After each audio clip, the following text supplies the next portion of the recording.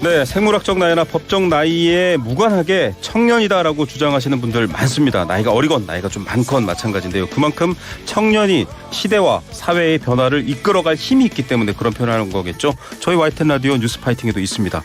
바로 이 시간이죠. 청년 유감. 청년에게 유감이 있을까요? 청년의 마음이 있을까요? 어떤 내용인지 예고해드린 대로 개혁신당 천하람 원내대표와 이야기 나눠봅니다. 어서 오십시오. 네, 안녕하세요. 개혁신당 천하람입니다. 근사하게 소개해드리려고 앞에 좀 길게 얘기했습니다. 그러니까요.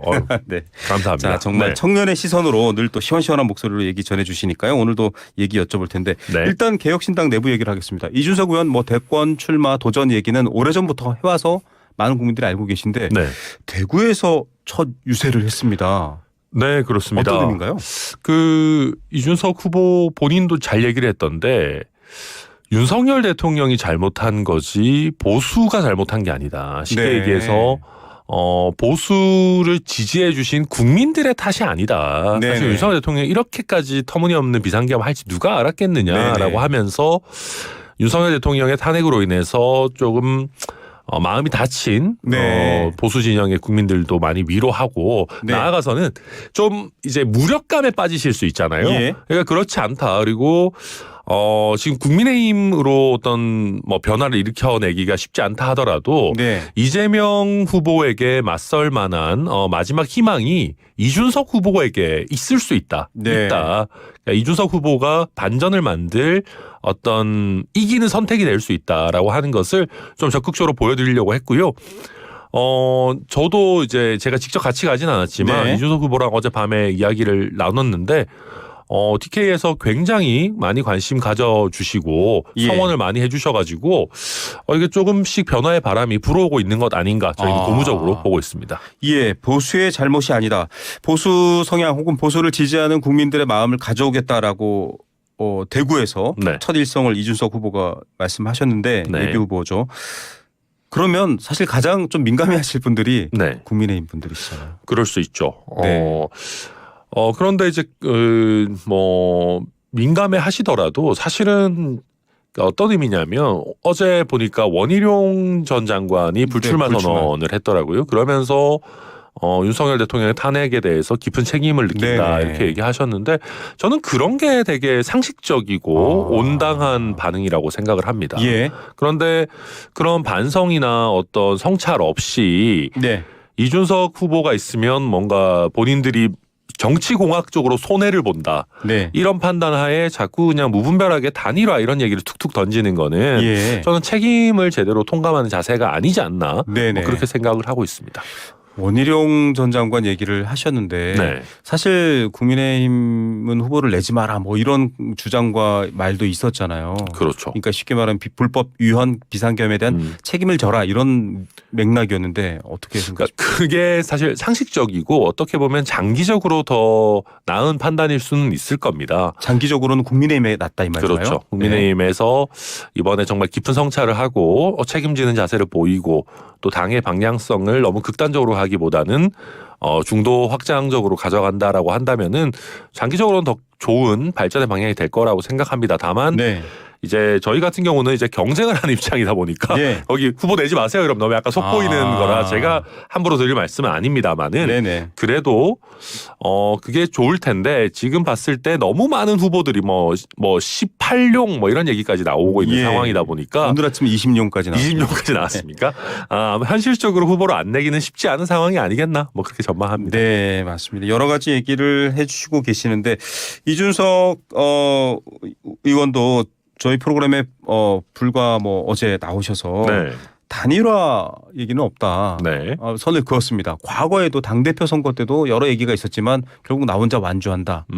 지금도 변함없는 건가요? 네, 그 그렇습니다. 전략이라든지 어떤 뭐랄까요 근거, 힘 여러 가지 있어야 그게 가능할 텐데요. 어떤 이유에서? 그러니까 쉽게 얘기하면 저희가 이준석 후보 항상 하는 얘기 그런 겁니다. 본인도 여러 가지 고민을 하고 당선을 목표로 뛴다라는 각오가 섰을 때 네. 출마하는 거다. 네. 말씀하신 것처럼 국민의힘 당대표 때도 그렇고 지난번 총선에 국회의원 동탄 선거 선거, 때도. 네. 국회의원 선거를 치를 때도 이준석 후보 본인에게도 또 저에게도 굉장히 많은 단일화 제안들이 있었습니다. 네. 그러나 이제 당시에도 쉽지 않은 선거 상황이었음에도 네네. 불구하고 아니 후보가 출마한다고 알겠습니다. 했으면 완주를 하고 좋은 성적표를 받아야 되지 않겠냐라는 의지가 굉장히 강했고요. 이번에도 마찬가지라고 생각합니다. 네. 또 사실은 이거는 뭐 저희가 조금 글쎄요 너무 오만한 생각인지 모르겠지만 이재명 후보를 잡을 만한 후보는 저희가 봤을 때는 네.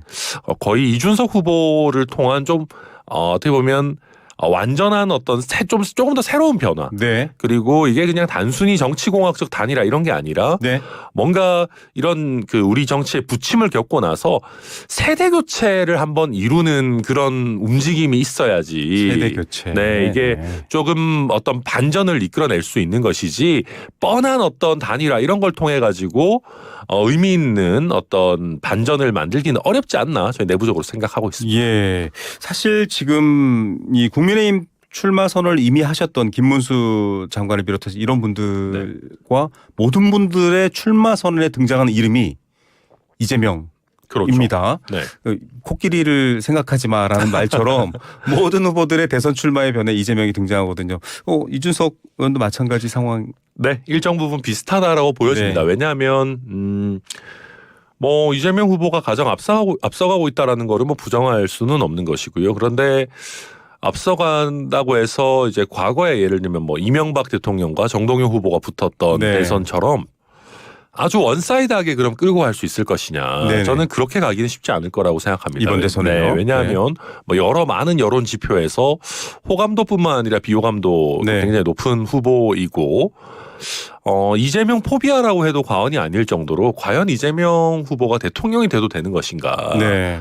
에 대해서 많은 국민들의 의구심이 있습니다. 실제로 이준석 후보가 대구 경북에서 뭐 대구 경북뿐만 아니라 네. 전국 각지에서 맞닥뜨리는 민심도 그렇기 때문에 결국은 이번 대선 판도 자체가 많은 국민들이 이재명 대표가 대통령 되면 안 될 것 같은데 이걸 누가 가장 잘 이런 네. 민심을 받아들 것인가라는 네네. 그런 경쟁력 평가로 차츰차츰 무게추가 넘어가고 있는 것 아닌가 생각합니다. 이준석 후보에게 그런 경쟁력이 가장 높다 이렇게. 뭐 저희는 그렇게 생각하는데요. 네. 뭐 국민들 잘 설득해야 되겠죠. 알겠습니다. 네. 자, 이런 가운데 국민의힘은 지금 뭐 앞서도 제가 20용 이렇게 얘기를 하고 있습니다만 네. 선거를 놓고 보면 흔히 컨벤션 효과라는 말도 있지만 후보가 많고 사람들이 많은 게 좀 흥행이 되지 않느냐라는 말이 있거든요. 네. 상대적으로 민주당이나 개혁신당은 그런 상황은 아니에요. 후보가 그렇죠. 많은 게 유리하냐 불리하냐 어떻게 판단하십니까? 뭐 기본적으로 치열하게 내부 경쟁을 하는 게 뭐 나쁜 거는 아니겠죠. 그래서 저도 국민의힘이 경선 과정에서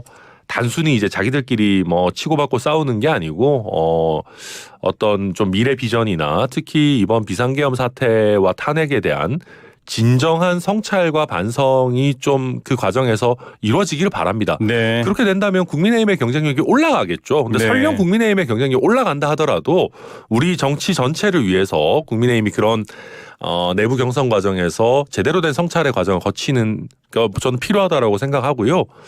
근데 문제는 글쎄요. 이게 뭐 과연 그렇게 좀 의미 있고 좋은 형태의 경선이 펼쳐질지 잘 모르겠습니다. 예. 약간 좀 지지부진하게 가지 않을까, 또 룰 가지고 좀 티격태격하는 모습으로 가지 않을까, 뭐 걱정이 되기도 합니다. 룰도 있지만 윤심이 있느냐라는 얘기도 있습니다. 이거는 어떻게 보세요? 근데 윤심 자체는 생각보다 많이 약해진 것 같아요. 네, 윤심의 그러니까, 영향력. 네, 말씀하시는 영향력이. 거죠? 그러니까 윤석열 대통령은 탄핵 직후에 나름대로 뭐 지도부도 만나고 뭐 나경원 의원도 만나고 네네. 하면서 선거에 대한 메시지들을 조금 내놓고 싶어 한 것 같은데 탄핵 전에는 많은 국민의힘 지지층에서 뭔가 그래도 국민의힘이 배출한 대통령이니까 좀 지키고 싶다라는 마음이 네네. 있었을 텐데 탄핵이 되고 나서는 사실 이재명 대표를 가장 크게 도와준 게 윤석열 대통령 아니냐. 예. 가만히 있었으면 되는데 왜 쓸데없이 비상계엄 이런 거 말도 안 되는 거 해가지고 이재명 대표의 사법 리스크를 오히려 약간 축소시켜주느냐. 네. 그런 생각들도 있는 것 같고 또 조금 더 이제 대선을 바라보게 된 것 같아요. 근데 대선 이겨야 되는데 윤석열이라고 하는 모래주머니도 아니고 뭐 거의 뭐 납덩어리 같은 거를 뭐 다리에 달고는 이길 수 없다라는 네. 생각들이 있는 것 같아서 예전 생각했던 것보다 영향력이 많이 줄어드는 것 같고요. 그러니까 그러다 예. 보니까 이심룡이라는 게 나오는 것도 네. 원래 윤심이 크게 작용하고 그것이 어떤 김문수 장관 같은 후보 특정 후보에게 세게 작용을 했으면 네네. 이심룡이 안 나왔을 거예요. 윤심이 없는 게 이심룡의 네. 그렇죠. 근거다. 저는 오히려 윤심이 생각보다 떨어지고 지금 국민의힘 전체가 약간 권력 공백 상황이 되면서 춘추전국 시대로 가고 있는 건 아닌가 그렇게 네. 분석합니다.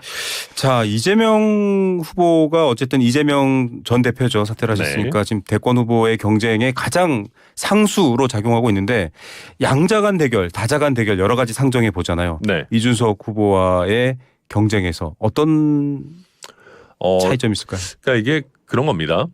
지금 국민의힘이 빠르게 후보를 확정하기도 어려운 상황 속에서 저는 이준석 후보가 없다면은 이재명 대표의 지지가 여론조사에서 50%를 넘어가게 되는 상황이 올지도 모른다고 생각합니다. 네. 그런데 이준석 후보가 존재함으로 인해서 이재명 대표의 지지율을 한 40%대 정도로 묶어둔다면은 네. 저희는 1차적으로 굉장히 의미 있는 역할을 저희가 한다라고 네. 생각을 하고 동탄 선거 때 그랬습니다. 저희가 네. 1차적으로 민주당 후보가 동탄에서 굉장히 강세였는데 네.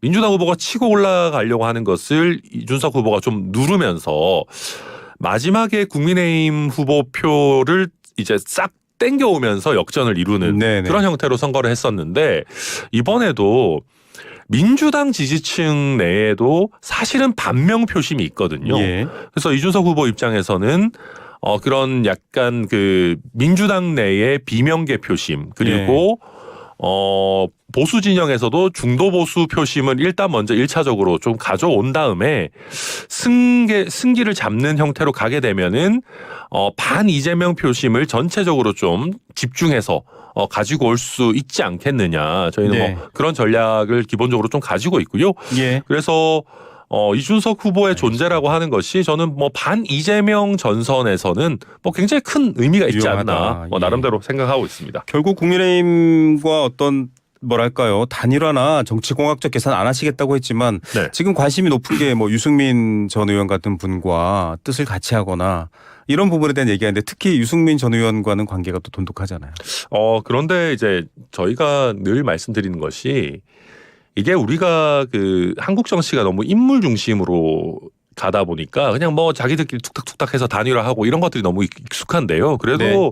저는 그런 거는 굉장히 좀 약간 구시대적인 것 아닌가 합니다. 그러니까 네. 쉽게 얘기해서 아니 뭐 저희 개혁신당과 이준석 후보를 누군가가 지지해 주시겠다라고 하면은 저희가 그걸 마다할 이유는 네네. 없지만 너무 무슨 뭐 정치공학적으로 이 사람과 우리가 뭐 연대를 해서 뭘 단일화를 하고 지금 그럴 때가 아니고 네 저희 뭐 알겠습니다. 개혁신당이든 국민의힘이든 뭐 더불어민주당이든 각자의 비전 특히 지금 대한민국의 위기 상황에서 대한민국을 근본적으로 개혁할 방안을 자체적으로 다들 열심히 모색하는 것이 필요한 때 아닌가 생각합니다. 알겠습니다. 자, 천하람 개혁신당 원내대표와 함께하고 있습니다. 천하람 의원께서는 국회 탄핵소추위원으로도 함께 하셨습니다. 네. 앞서 저희가 정대철 대한민국 헌정회장과 인터뷰를 했는데 왜 승복 메시지를 내지 않는가 안타깝다. 본인도 승복하고 당과 지지자들에게도 좀 승복하라라고 얘기해야 된다라고 얘기했는데 아직 메시지도 안 나오고 있습니다. 이게 대선을 염두에 둬서 안 하는 거냐 뭐 이렇게 해석하시는 분들도 있어요. 어떻게 보십니까? 뭐 제가 윤석열 전 대통령에 대해서 너무 기대치가 낮은지는 모르겠습니다만은 네.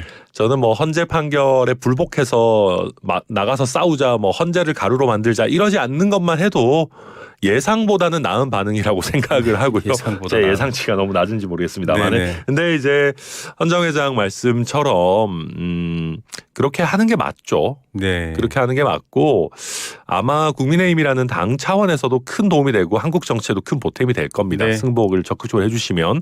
그런데 윤석열 전 대통령이 승복한다 헌재 판결을 따라야 된다라고 얘기하면 얘기할수록 본인의 정치적 영향력이 떨어집니다. 예. 결국 본인의 잘못을 인정하는 것 아니겠습니까? 네네.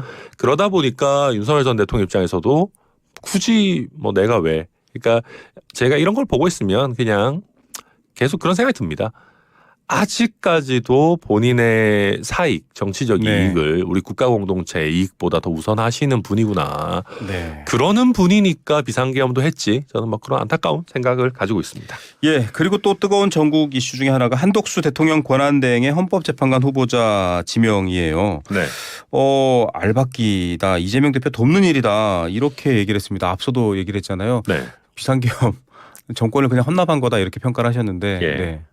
그러니까 그런 겁니다. 이게 진짜로 정권을 그대로 헌납했다라는 거를 거의 공식화하는 것이 대통령 선거에서 국민의힘이 이길 거라고 하는 예상이나 아니면 그런 희망이 있었다고 하면 이렇게 무리한 알박기를 했겠는가. 네. 저는 거의 뭐 패배를 인정하고 있는 것 아닌가라는 생각이 첫째로 들고요.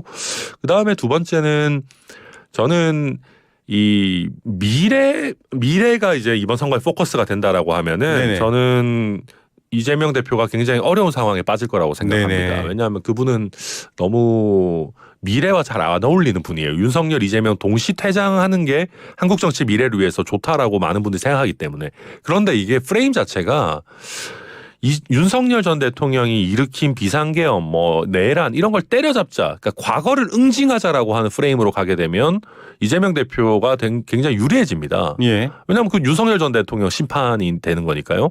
근데 지금 그런 프레임에서 오히려 미래를 위해서 이재명 대표가 이재명 포비아로 프레임이 좀 넘어가려고 하는데 이완규 법제처장 같이 네네. 비상계엄에 책임이 있어 보이는 네. 인물을 다시 헌법재판관으로 임명하겠다 그러니까 윤 대통령 측근으로 알려져 그렇죠. 있죠. 그러다 네. 보니까 이재명 대표가 이야기하는 윤석열 전 대통령에 대한 확실한 심판 이런 네. 프레임이 강화돼요. 저는 그래서 예. 이거는 정말로 해서는 안 되는 얘기고 그래서 저는 한덕수 대망론 이런 얘기 나오는 거 보면 솔직히 기가 찹니다. 예. 이렇게 지금 이재명 대표 도와주고 있는 정치적인 감이라고는 전혀 없는 사람을 또다시 초보 정치인을 유서 깊은 공당의 대선 후보로 용병으로 데려오겠다? 아직도 저는 국민의힘 정신 못 차리고 있다 이렇게 생각합니다. 이 권한에 대한 해석도 분분하잖아요. 네. 지금 뭐 민주당 초선 의원들은 다시 재탄핵 얘기도 나오고 있는 만큼 대통령이 권위 상황이어서 오히려 정당성이 있다라는 국민의힘 주장도 있지만 한덕수 권한대행이 헌법재판관 대통령 몫입니다. 지명하는 것 이 논란은 어떻게 보십니까? 그러니까 이것은 법률적으로 우리 헌법의 권한대행의 권한이 명확하지 않아서 약간 논쟁이 있는 지점입니다. 그러나 선례가 있어요. 과거에 황교안 권한대행이 헌법재판관을 임명한 선례가 있다라고만 자꾸 이야기하는데 그때는 대법원장 몫이었고 네. 대통령 몫의 헌법재판관 임명은 그때 당시에 보류하고 자제했었어요. 예. 그것도 하나의 선례이거든요. 그래서 그렇군요. 지금 대선이 50여일밖에 남지 않은 이런 상황에서 예. 굳이 무리해서 이렇게 할 필요가 없고 예. 설령 이게 급해서 임명을 한다 하더라도 야당들과 협의를 거쳐서 야당들도 오케이 하는 임무를 해야죠. 예. 근데 그런 것도 아니고 그냥 본인이 윤석열 전 대통령의 측근을 꽂아버리면서 내가 책임지겠다. 아니 50일 있다가 권한대행 끝나는 분이 뭘 어떻게 책임져요. 말도 안 되는 얘기를 하고 있는 거죠. 이전에 헌법재판관 임명을 놓고도 여야 간 합의를 강조하면서 임명을 하지 않았던 이야기도 좀 떠오르고요. 네.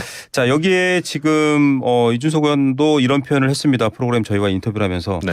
앞서 뭐 패배를 염두에 뒀기 때문에 두 헌법재판관을 지명했다 이런 표현도 해주셨지만 네.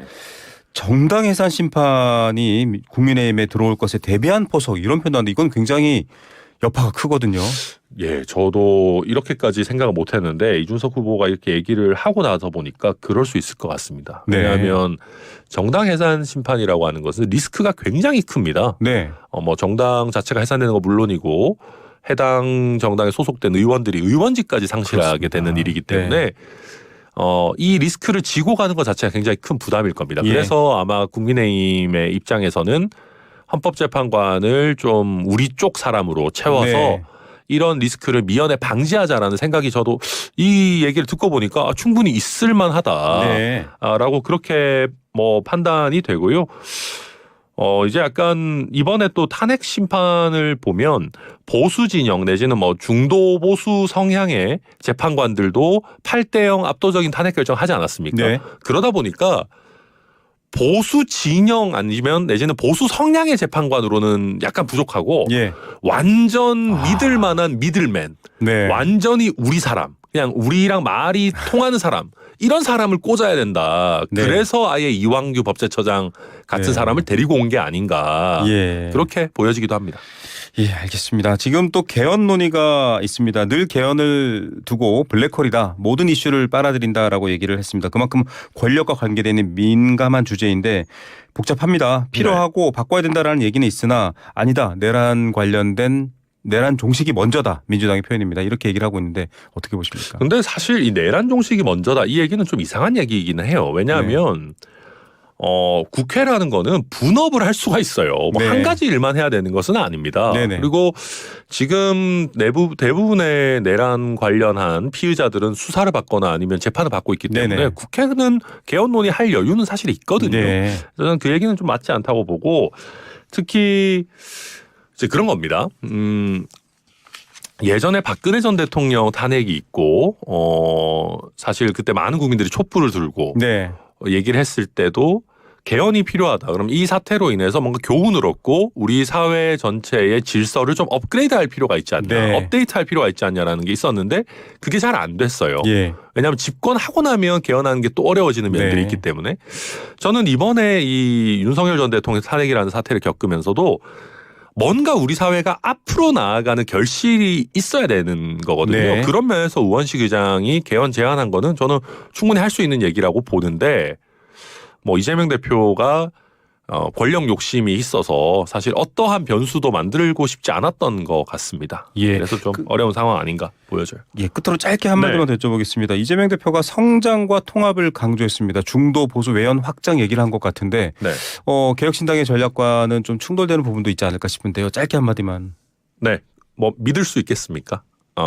성장과 미래 중도 보수를 이재명과 이준석 중에 누가 얘기하는 게 더 국민들 앞에서 좀 신뢰도가 있을지 저는 많은 분들 잘 판단해 주시리라 생각합니다. 네, 자 청년유감 천하람 개혁신당 원내대표와 함께했습니다. 감사합니다. 감사합니다.